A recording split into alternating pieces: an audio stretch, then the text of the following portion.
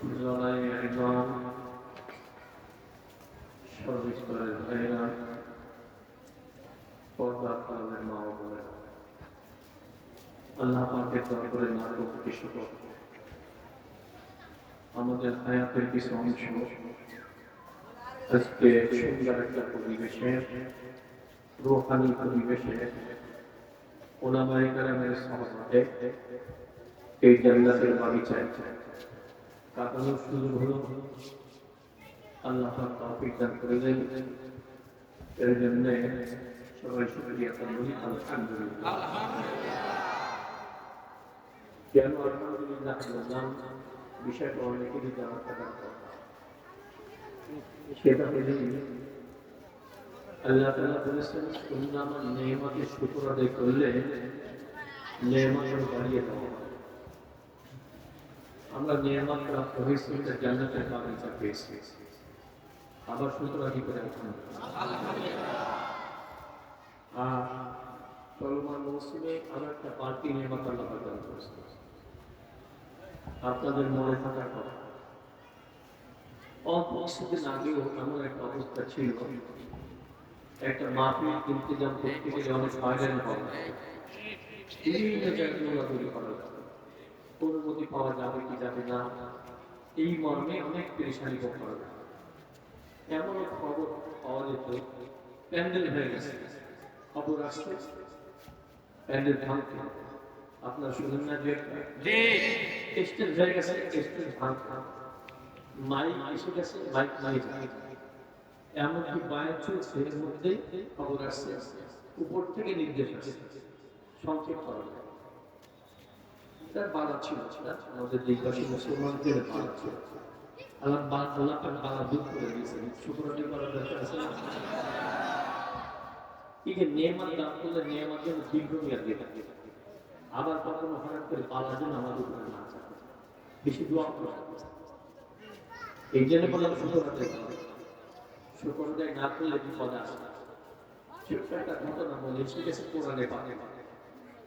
আপনারা শুনেছেন সাবা সম্প্রদায়, সাবা সম্প্রদায় তাদের এলাকায় ছিল, দুই পাশে পাহাড় পর্বত ছিল, মাঝে নিচু এলাকা। তো বৃষ্টি বাদল বেশি হলে বন্যার প্লাবিত হয়ে যেত, ঘর বাড়ি ধ্বংস হয়ে যেত। পরবর্তীতে বিশাল বাঁধ দেওয়া হলো, পানি এর আগে কৃষি মৌসুমে ওই পানি দিয়ে কৃষি কাজ করে। এটা আল্লাহর পক্ষ থেকে একটা নিয়ম ছিল। তাদেরকে একটা নসিহত করা হলো, তোমরা শুকর আদায় করবে, নাফরমানি করবে। যদি নাফরমানি করো বালা আলামিন সুবহানাহু, সেটা কিভাবে তাও বলে দিয়েছে। ওই বাঁধের নিচের দিকে কিছু অন্ধই দূর হবে, তখন তোমরা মনে করবে বালাতে তাড়াতাড়ি। কিন্তু অল্প কয়েকদিন শুকর আদায় করে আল্লাহ পাক বেদম হয়েছে। হঠাৎ করে দেখা গেল বাঁধের নিচে কয়েকটা অন্ধ ইঁদুর দেখা যাচ্ছে। তারা বুঝে ফেলেছে এখন আর থাকা নিরাপদ, তারা দেশ ছেড়ে হিসেবে কিছু সমস্যা হয়ে গেছে। অবিশ্বাস, যারা অবিশ্বাস করেছে এই ইঁদুরগুলোর সঙ্গে মোকাবেলা করার জন্য একজাত বিড়াল বেরিয়েছে, বিড়াল, যাতে করে ইঁদুর তাড়িয়ে দিল, বিড়াল ছেড়ে দিল। এখন ওই অন্ধ ইঁদুরের কাছে বিড়াল পরাস্ত হয়েছে, কারণ ওই বিড়ালের পক্ষে আল্লাহ পাকের রহমত বা সাহায্য ছিল, পরাজিত হয়েছে। পরে নাফরমানি যখন ছাড়ে নাই, ওই ইঁদুরে বাড়ি কাটতে কাটতে হঠাৎ করে বাদ দিয়ে গেছে। আল্লাহ পাক অনেক নেয়ামত দিয়েছেন। দুই সারি বাগিচা, বিশাল বাগিচা, ওই বাগিচা এত সুস্বাদু ফল ছিল, এত পরিমাণ ছিল। তাফসীরের মধ্যে এসেছে বাগানের এক প্রান্ত থেকে অন্য প্রান্তে একজন খালি ঝুড়ি মাথায় করে নিয়ে গেলে কাঁচা পাকা সুস্বাদু ফলের ঝুড়িটা ভরে যেত। এত নিরাপত্তা আল্লাহ পাক দান করেছিল, মশা মাছি সাথে করেছিল। এমনকি বাইরের থেকে কোনো আগন্তুক যদি আসতো তার পোশাকে বিছানায় যদি সার পোকা থাকে ওই এরিয়া দিকে তাও মারা দুনিয়াটা জান্নাতের একটা রূপ শর্ত ছিল কি তোমরা শুকর আদায় করে নাফরমানি বাদ যখন ভেঙে গেল গোটা এলাকা পেলাবো তুমি ঘর বাড়ি ধ্বংস হয়ে গেল মানুষ এমনকি ওই বাগিচা ছিল বাগিচা পরবর্তীতে পানি যখন চলে গেছে ওইখানে আবার চারা জন্মেছে ওই বাগিচা এবার চারা বা গাছের অবস্থা পরিবর্তন হয়ে গেছে কাঁটাওয়ালা বিশাল মালওয়ালা যে ফলে মুখেও দেওয়া এখানে কি বুঝতে পারলাম ছিল নেয়ামত আর সুবহান একই বাগিচা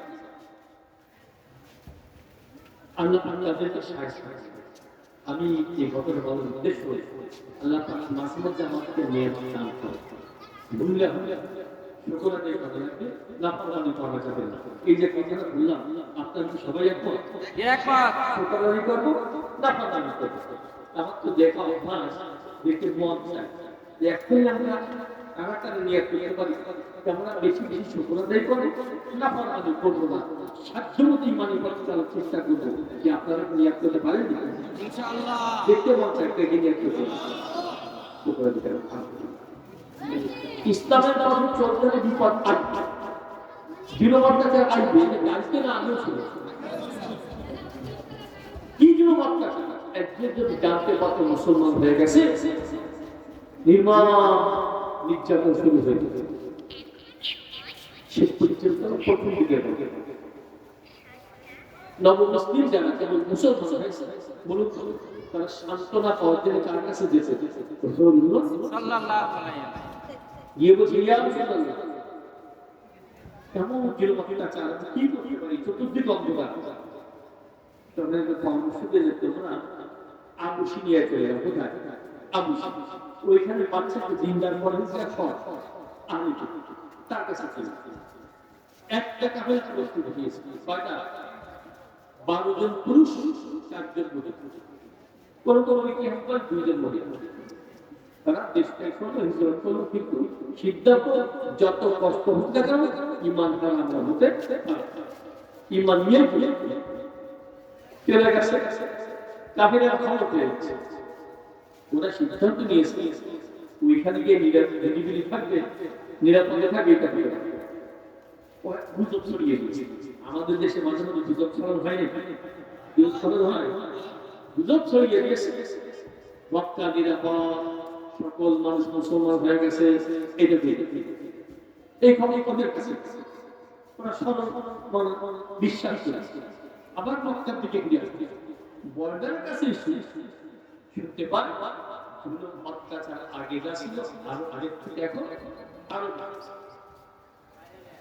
কিছু কিছু লোক আপনার আত্মীয় স্বজনের কাছে আশ্রয় নিয়ে ঢুকে পড়লো আর কিছু খাবার দেখা জিনমত্তাচার আগে যা ছিল এখন আরো বেড়ে গেছে অনেক বেশি আবার আপনার কাছে এখন আমরা কি করতে চতুর্দিক নির্যাতন জুলুম অন্ধকার তোমরা একই বাকি এবার সংখ্যা বেড়ে গেছে 83 জন পুরুষ 18 জন মহিলা কত হলো 101 না 101 জন চলে গেছে কাফের মুশরিকরা জানছে অগ্নি শর্মা হয়ে গেছে আমাদের দেশ থেকে ওখানে নিরাপদে থাকবে এটা হবে একটা কাফের লাগে বাচ্চার সঙ্গে ডাইরেক্ট যোগাযোগ কথা পথে যা দেওয়া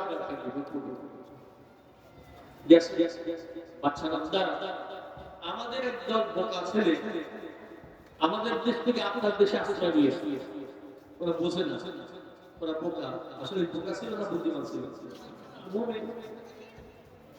তো আমাদের সব জায়গায় আপনার কাছে পাঠিয়েছেন আমাদের সাথে ওদেরকে দিয়ে দেয় বাচ্চারা নেককার দিনটা ঠিক আছে দিতে পারি তাদের সাথে কথা বলা ঠিক আছে মুসলমান কাফের কথা বলতে যখন খবর দেওয়া হচ্ছে যখন যাচ্ছে থেকে কাফের আসে চিন্তা পড়ে গেছে এবার যদি বাচ্চা এদের সাথে আমাদেরকে দিয়ে দেয় জিরো বাবুটা জানালো আসলে চলে আসে ওরা সিদ্ধান্ত নিয়েছে মিথ্যা বলবো না, যেভাবে সত্যই বলবো, কারণ যে সত্যের জন্য এত কষ্ট করতেছি এই সত্য নিয়ে কবর করতে যা কথা বলতে কি কাফেলা থেকে জাফর রাদিয়াল্লাহু তাআলা করে দিল কোন মুতাকাল্লিম কথা বলে বাদশা দরবারে হাজির। আচ্ছা আপনারা যারা হিজরত করে এসেছেন কথা বলবেন কে? বলে আমাদের মধ্যে জাফর সাহেব। কি হয়েছে তোমরা বলো কি জন্য এসেছে? বলে বাদশা রান্দা আল্লাহ পাক আমাদের মাঝে একজন নবী পাঠিয়েছেন, তিনি হলেন মুহাম্মদ রাসূলুল্লাহ। তিনি আমাদেরকে বলে শিরক করা যাবে না, বাবা মার অবাধ্য হওয়া যাবে না, আত্মীয়তা ছেদন করা যাবে না, মদ পান করা যাবে না, খুন খারাপি করা যাবে না, নামাজ আদায় করে বলে ভালো নসিহত করে। আল্লাহ পাক আমাদের উপরে একটা কিতাব নাযিল করেছেন, বাচ্চা আহলে কিতাব ইনজিল কিতাবের আলো। আচ্ছা সমাজের উপর কি কিতাব নাযিল হয়েছে? বলে আল কোরআন। তোমরা কি শোনাতে পারবে? ওই দরকার অনেক আলেম ওলামা ছিল, পারবে না। হ্যাঁ পারবে। এইবার সূরা মারিয়াম থেকে মাত্র কয়েকটা আয়াত তেলাওয়াত করেছে। আল্লাহ পাক কালামের একটা তাফসীর আছে না, সাথে সাথে দরবারের কালাম নাযিল করেছে। বাচ্চা পারবে না, বাচ্চা যেহেতু যে আল্লাহ পাকের কালাম ওদের কাছে জানা আমার মেহমান আপনার সাথে পথে আসতে আবার লেবার বাচ্চার সাথে এমন কথা বলবো বাচ্চাদের মধ্যে কি সবাই চলে যে এরা মুসলমানেরা ঈসা আলাইহিস সালামকে আল্লাহর পুত্র মানে না।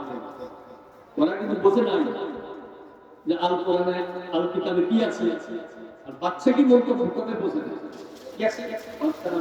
একটা কথা জানি, এই যে আপনার দেশে আসছে যারা এরা ঈসা আলাইহিস সালামকে খোদার পুত্র মানে না। তাই আসলে তোমরা কি বলতে চাও? মুসলমানেরা বলে ঈসা আলাইহিস সালামের পরিচয় আমরা পেয়েছি, তিনি আল্লাহর বান্দা। বাচ্চা বলছে যা বলেছে কিতাবে তাই, যাও তোমরা চলে যাও, আমার মেহমানদেরকে তোমাদের সাথে দেওয়া হবে না। আর দরবারে ঘোষণা দিয়েছে সারা দেশে জানিয়ে দাও আমার মেহমানদেরকে কেউ যদি অসম্মান করে অবশ্যই তাদেরকে সাথে সাথে কি বুঝলেন? বিপদ ছিল, কষ্ট ছিল, কষ্ট দূর করেছেন কে? আমাদের রবকে আল্লাহ ভালো লাগবে আল্লাহ পারেন কে? আল্লাহ কাঁদাতে পারেন কে? শান্তি দিতে পারেন কে? আমার অশান্তিও দিতে পারে সে আল্লাহকে বান্দা করা। খুশি না বেজা? খুশি। আল্লাহ পাক খুশি করে কবরে যাওয়ার দরকার আছে না? আল্লাহ পাক কত বড়, কত মহান, কত শক্তি, তার কত দয়া, এটা আমি কেউ নির্ণয় করতে পারবো না। তো যেহেতু সময় সম্পর্কে আল্লাহ পাকের করুণা, আল্লাহ পাকের ক্ষুদ্র সম্পর্কে দুই একটা কথা বলবো। বলেন আমাদের রবকে আল্লাহ তাআলা, রিজিকদারকে আল্লাহ তাআলা, মায়ের গর্ভে যত দিয়েছিলেন কে রিজিক দান করেছিলেন আল্লাহ তাআলা। মায়ের গর্ভে থেকে দুনিয়া ভূমিকা পান, মায়ের বুকের মধ্যে আল্লাহ পাক কুদরতি দুধের কারখানা সেট করে দিয়েছেন। কথা ঠিক না কি? সেইখান থেকে এই পর্যন্ত যত পানি দান অক্সিজেন গ্রহণ করেছে কে দিয়েছে? আল্লাহ তাআলা। আল্লাহ পাকের ক্ষুদ্র, আল্লাহ পাকের দৃষ্টি শক্তি কেমন? আটলান্টিক সাগরের মহান তলদেশে ছোট্ট একটা ভূমি কি অনুবীক্ষণ যন্ত্র ছাড়া দেখা যায় না। ভূমি ঠিকটাও আল্লাহ পাকের কুদরতি দৃষ্টি শক্তিকে ভাগে দিতে পারে না। মাওলা পাকের শ্রবণ শক্তি কেমন? পাহাড়ের গর্তের মধ্যে ছোট্ট একটা পিপিলিকা ব্যথা বেদনায় জন্মায়, গলাগুলি গায়ে কাঁপনায়, এর ক্ষীণ আওয়াজ কিন্তু কোনো মাকলুক শুনতে পারে না, শুধু কে শুনতে পারে?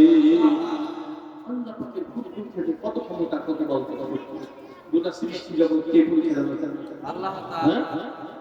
কে পরিচালনা করে? আল্লাহ তাআলা। একটু ধারণা দিন। আমরা মহাকাশ সম্পর্কে আল্লাহ তাআলা গবেষণা বিশ্লেষণ করা হয়। দিনের বেলায় আমরা আকাশে একটা কি দেখতে পাই? সূর্য। বলো ওই সূর্যটা খুব ছোট না? বলো না কত বড়?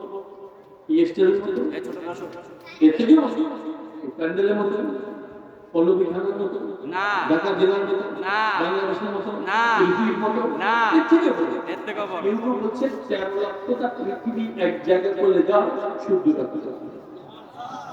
কত বড় হতে পারে। এই কতটা বিজ্ঞানীরা বলতেছেন যে তা 200 কোটি ভাগের 1 ভাগ মাত্র। কত ভাগের 200 কোটি ভাগের 1 ভাগ। তাহলে মূলটা কত? আবার বলছে সূর্য তার কক্ষপথে প্রদক্ষিণ করে, পরিভ্রমণ করে, কে পরিভ্রমণ করা? আমার বিজ্ঞানীরা এই যে বড় বড় নক্ষত্র আছে, একটা বড় নক্ষত্র আবিষ্কার হয়েছে, তার নাম বেটেলগিউস। এটা কত বড়? বিজ্ঞানীরা বলতেছেন 33 কোটি। কি বললাম? 33 কোটি সূর্য এক জায়গায় চলে যাও, বেটেলগিউস হবে। এইভাবে বড় নক্ষত্র আলো আছে। এই জাতীয় নক্ষত্রের 500 বিলিয়ন। কি বললাম? 500 বিলিয়ন, মানে 1 বিলিয়ন 100 কোটি। 500 বিলিয়ন তারকায় একটা গ্যালাক্সি, আর কোটি কোটি গ্যালাক্সি আল্লাহ তাআলা মহাকাশে সৃষ্টি করেছেন। আপনারা বলতে পারেন এত বিশাল বিশাল, আমরা তো ছোট্ট থেকে খুঁজে দেখি একটা বড় বা খুলে সহজ কথা। আপনারাই বলেন একটা বস্তু যত দূরে যায় ততই কেমন দেখা যায়? যত দূরে যায় তত ছোট দেখা যায়। তাহলে কত দূরে? ছোট্ট একটা ধারণা। আমাদের সবচেয়ে নিকটতম তারকা, তার নাম কমার্জিমা সেন্টার, সবচেয়ে নিকটতম। এইটা কত দূর? আপাতত যে আবিষ্কার মুরব্বীরা আপনাদের মনে আছে, চাঁদে পাঠিয়েছিল একটা রকেট, মনে আছে কি? অ্যাপোলো 11 ওর গতি হলে 1 সেকেন্ডে 11 কিলোমিটার। 1 সেকেন্ডে 11 কিলোমিটার, 1 মিনিটে 660 কিলোমিটার, আর 1 ঘন্টায় 39,000। এখন এই গতিতে রকেট যদি ছেড়ে দেওয়া হয়, নিকটতম তারকা পৌঁছাতে লাগবে 1,15,000। সুবহানাল্লাহ। মহাকাশের মতো বড় এই সৃষ্টি করলেন আল্লাহ তাআলা। আল্লাহ পাকের প্রত্যেকটা গ্রহ নক্ষত্র মহাকাশে সাঁতার কাটে। যিনি সাঁতার কাটার কুদরতি হাতে কত ক্ষমতা, কত বল, কত শক্তি, এইটা যারা ভাবে না, চিন্তা করে না, এরাই শেষ পর্যন্ত হয়ে যায় বেপরোয়া। যারা চিন্তা করে তাকে তারা কত বেপরোয়া হতে পারে। এর জন্যই তো আল্লাহ প্রতি বিশ্বাস যাদের আছে, নাফরমানি করতে চায় না, ইসলামকে বন্ধ করে নেয়, ইসলামকে পছন্দ করে নেয়, যারা ইসলামের অনুশাসন মানে তাদেরকে পছন্দ করা শুরু করে দেয়। কলবের থেকে, অন্তর থেকে ইমানের নূর যখন চলে যায়, আল্লাহ পাকের পক্ষ থেকে যে নেয়ামতগুলো আল্লাহ পাক দিয়েছেন তার কদর করতে পারে। কোরআনকে মানতে পারে না, শিখে না। বাংলাদেশে আছে মাঝে মাঝে মাথা যায়, ওরা বলতে চায় বিজ্ঞানের যুগ, কম্পিউটারের যুগ, মডার্ন যুগ, অত্যাধুনিক যুগ। এই যুগে নাকি কোরআন চলে না, নাউজুবিল্লাহ বলা যাবে নাকি? আর একটা বলতো নাকি নাউজুবিল্লাহ। আমি আপনাদের ইমানি চেতনার সম্পর্কে স্পর্শ হতে চাই, বিজ্ঞানী হলে দেখা কোরআন চলবে কি চলবে না? ঠিক চলবে না, পুরোপুরি চলবে। ওদের কপাল আগুন লাগতে পারে, আমাদের কপাল আগুন লাগাতে পারি না। আমাদের স্পষ্ট ঘোষণা, কোরআন যেমন ছিল তেমনই আগামীতেও থাকবে। কোরআনের আলো যারা নিভাতে চায় তারা কিন্তু শেষ পর্যন্ত নিভে যায়, কোরআনের আলো নিভাতে পারে না। আমাদের সিদ্ধান্ত ইসলামের অনুশাসন পুরোপুরি মেনে চলবো না। একটা প্রশ্ন,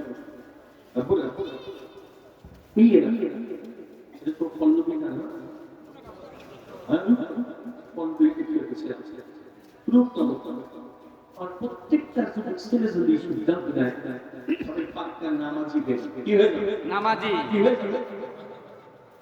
সিদ্ধান্ত কি সিদ্ধান্ত বাস্তবায়ন। আপনারা বলেন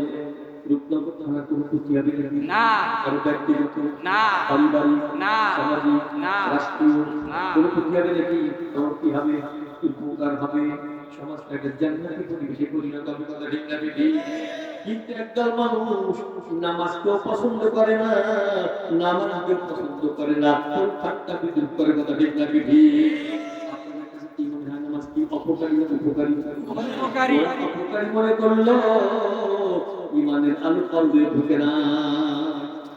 আরেকটা সময় চলে আসে, আপনারা পুরুষ জগৎ থেকে যত মেয়ে আছে সবাই যদি সিদ্ধান্ত নেয় আমরা একটু পর্দায় চলে কি করবো না সবাই কি করবো পর্দা কিন্তু অখালের জবাব দিলেন ওরা যদি সবাই পর্দা নিশ্চয় হয় এইরূপ জগৎ না তারপর ব্যক্তিগত পারিবারিক সামাজিক অর্থনৈতিক রাজনৈতিক কোনো ক্ষতি হবে না বরং কি হবে উপকার হবে একটা জান্নাতি পরিবেশ কায়েম হবে আমার যুবক ছেলেরা নিরাপদ করা নিরাপদ হবে কিন্তু ওই যে বলতে চায় কিছু এখন কম বলছে আগে বেশি কিছু দেশে মাথা নিচু করছে আবার মাথা গোজা করছে বলতে চাই 2020 সালেও পর্দা করা লাগবে ভোটটা কভার করা লাগবে এরকম প্রশ্ন শোনেন যে আপনারা দেখেন এই ব্যাপার দেখছেন পর্দা নাযিল করেছেন আল্লাহ তাআলা আল্লাহ তাআলা আপনারা স্বীকার করেছেন পর্দা মানলে জান্নাতের পরিবেশ কায়েম হবে এই পর্দা প্রকাশ করতে পারে না সমস্যা হলো